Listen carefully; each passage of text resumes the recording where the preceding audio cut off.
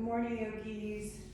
So I just went for a run, and the things that a lot of runners do, especially endurance runners, is they forget the whole stretcheroo at the end. And when you start to get up into your 40s, Betty brought me my shoe, then it becomes obvious that the tightness leads to injury, injury leads to time lapse in your running, and it's a vicious cycle. So we're just gonna do a quick little stretch out for after your run. We're gonna begin with the feet. So we're going to actually intertwine the fingers and the toes and just start working the fascia in the bottom of the feet. Just take a circular pattern, sit up nice and tall. Just work them around. Let's take the other side. Just interlacing those toes, work back and forth, maybe around. One side might be tighter than the other. Mine doesn't seem to want to move on this side. And that's okay. That just means that we are human. We come back to the mat for balance.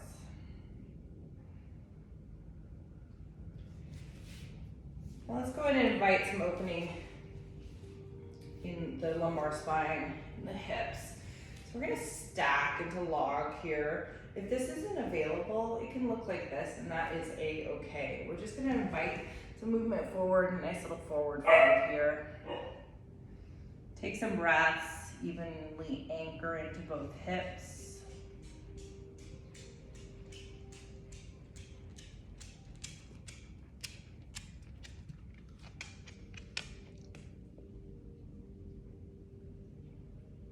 Now with all of these postures, ideally a 2 to 5 minute hold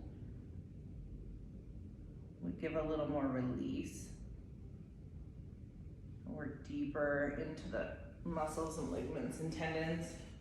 Just for time purposes, we're gonna do an abbreviated version, but feel free to pause on each and every one of these.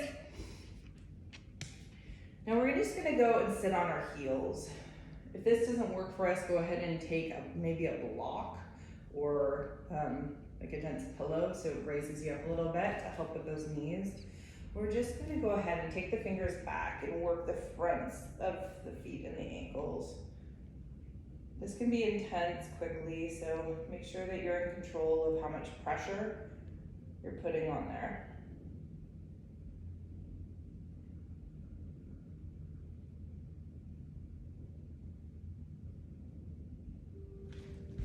Come into a squatted stance. This time we're gonna flex those toes. Take a sit back again.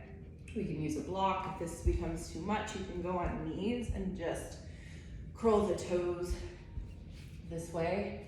Then you can bring a little bit more pressure in as you'd like. And just working the backs of those feet. Helps with plantar fasciitis. They're susceptible to that.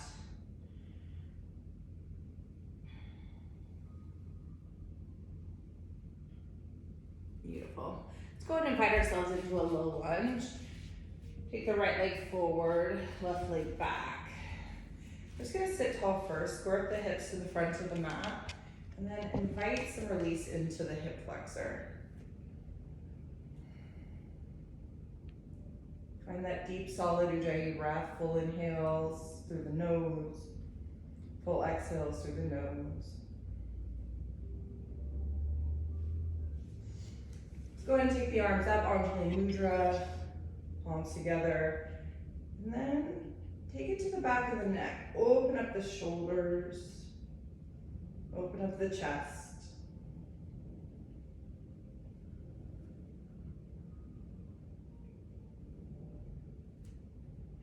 Beautiful. Let's release down into lizard pose. So we're going to invite both hands to the inside of the foot. Foot goes to the outside of the mat. Just releasing the pelvis forward now. We can stay up high or maybe come to elbows. Just finding a heavy release in that hip flexor.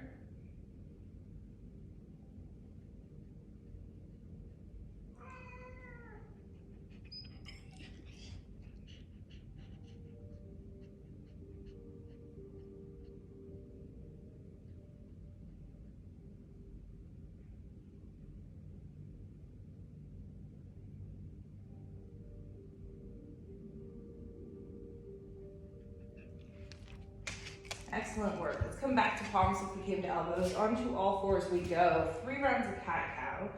Inhale, drop the belly, roll the shoulders back, tail up, look up. And exhale, round and roll. 2 more. Big inhale. Let it go. 1 more. Flexible spine equals youth in the yoga world. Let's sit those hips back just for a moment. Child's pose.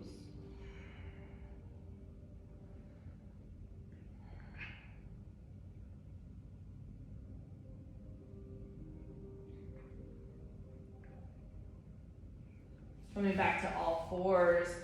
We invite the left leg forward this time.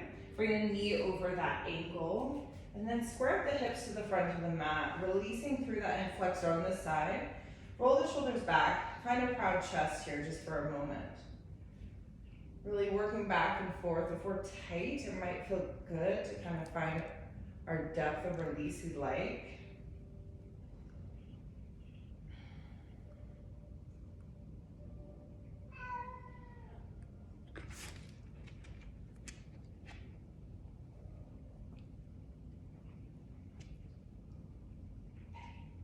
Now we're just going to take those arms up.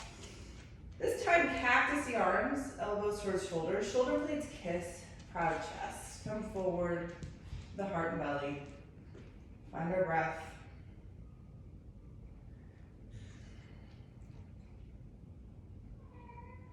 I'm going to take those arms behind us, interlace the fingers, and press the knuckles down, shoulder blades kiss once again. Bring the gaze high. Release the mind to the hands. That foot's going to go to the outside of the mat. Inviting pelvis forward, like long in the back. We stay up on hands, or if we have the mobility, perhaps we come down onto our elbows.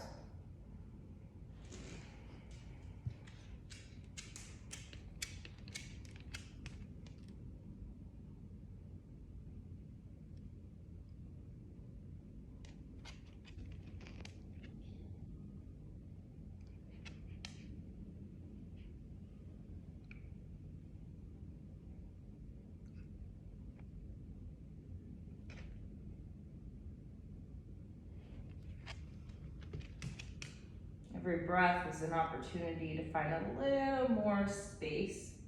Every exhale, perhaps a little more depth in our practice. Let's take 1 more full breath cycle. And then come up to palms. Back to all fours we go. Let's go ahead and barrel roll. So we're going to take that hip over to the right and then release the pelvis down over to the left and back. So almost like we're scooping out the jar of peanut butter.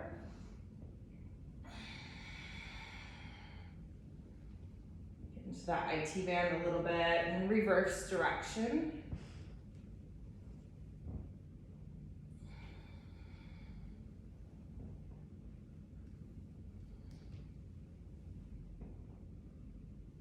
Beautiful. Let's go ahead and sit down on our mats before we get to our backs.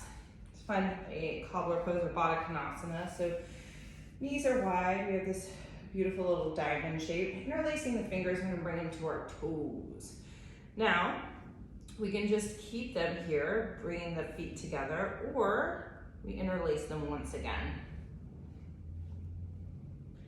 And then those elbows go to the calves, inviting a little more depth in the posture. Chest forward, and then bring the gaze up in towards the belly.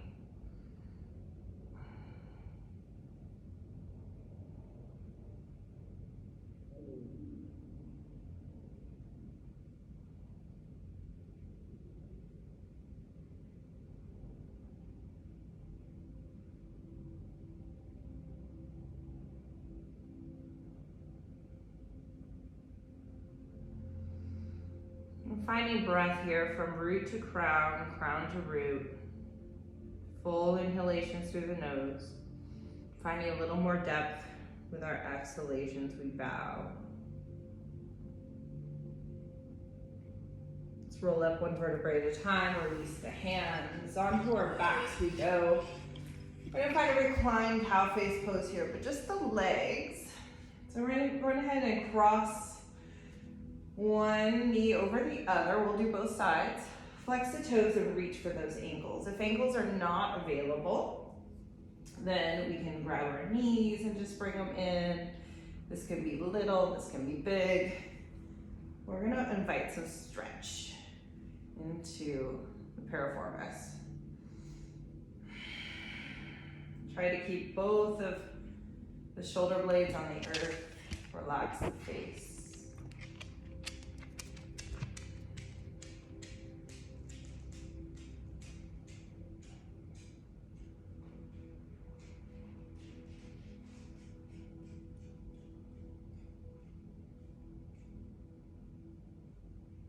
Release the ankles, happy baby, reaching for outside edges of the ankles or the feet. Bring the knees and elbows wide. Let's begin to rock side to side, inviting some release in the spinal column.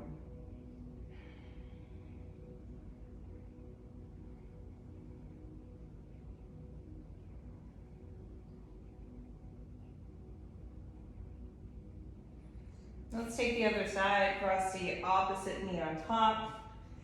We invite the ankles towards us, whatever that might look like for us. Flexing both of the feet. We begin to settle into the posture.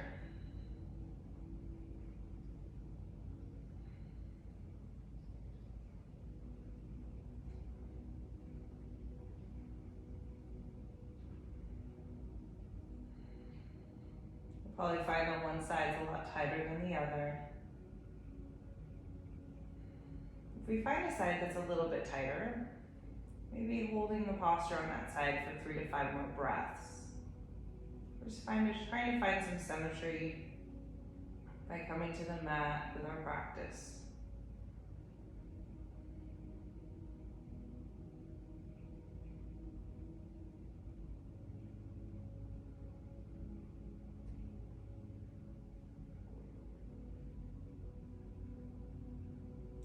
Release the bind of the legs, bring the knees in, side to side we go. We're gonna end our little mini practice this morning with legs up the wall. Let's bring some reverse blood flow into the organs.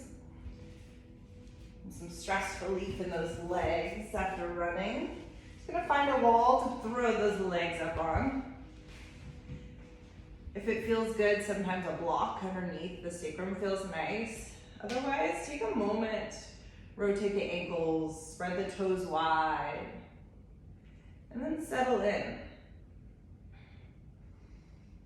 Relax the face, soften the breath. Just let yourself go for a little bit here.